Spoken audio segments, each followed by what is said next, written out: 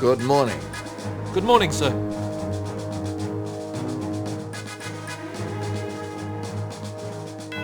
Gentlemen, we are at war. Yesterday morning, a bizarre transport landed at Horsell Common near Woking. It contained what is now believed to be an advance of an invading army, for without provocation, its occupants attacked civilian and military targets. We have with us a journalist who was an eyewitness. Hopefully, he can enlighten us as to the origin and intentions of these aggressors. At midnight on the 12th of August, a huge mass of luminous gas erupted from Mars and sped towards Earth. Across 200 million miles of void came the first of the missiles that were to bring so much calamity to Earth. Ogilvy, the astronomer, assured me we were in no danger. He was convinced there could be no living thing on that remote, forbidding planet. And that's how it was for the next 10 nights. A flare spurting out from Mars. A beautiful, but somehow disturbing sight. Then came the night the first missile approached Earth. It was thought to be an ordinary falling star, but next day there was a huge crater in the middle of the common, and Ogilvy came to examine what lay there. A cylinder, 30 yards across, glowing hot, and with faint sounds of movement coming from within.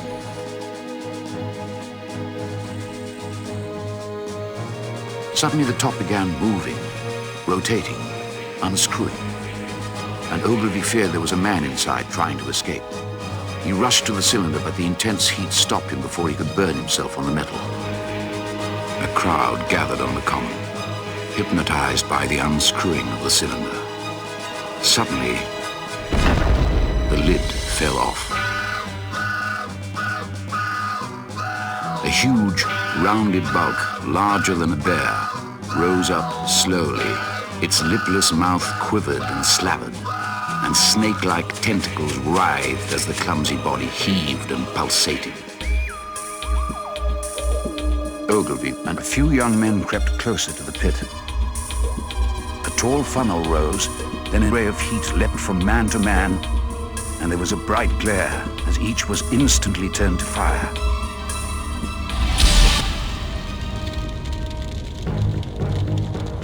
The Martians continued hammering and stirring, sleepless, indefatigable, at work upon the machines they were making.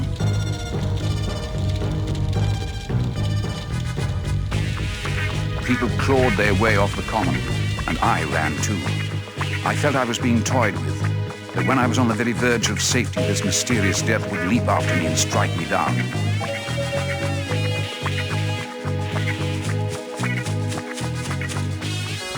That evening, a company of soldiers came through and deployed along the edge of the common to form a cordon. Quickly, one after the other, 4 of the fighting machines appeared.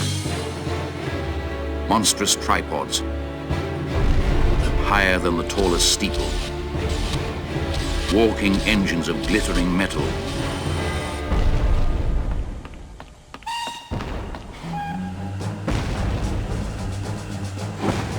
The pounding of guns from the common grew louder. There was a heavy explosion. The ground heaved and gusts of smoke erupted into the air. And I realized that by a miracle I had escaped. The conflict spread across the area with very high casualties. Mercifully, our artillery managed to finally destroy the invaders.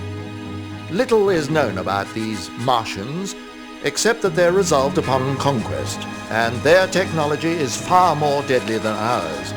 Observations of the other incoming missiles imply that they have changed course, perhaps in light of our victory, to land in Scotland. All of our forces are being mustered to face them. Our chief scientists and engineers are already working on technologies which may aid us. We must face and destroy this Martian threat, for if we fall, the rest of the world must surely follow. Gentlemen, good luck.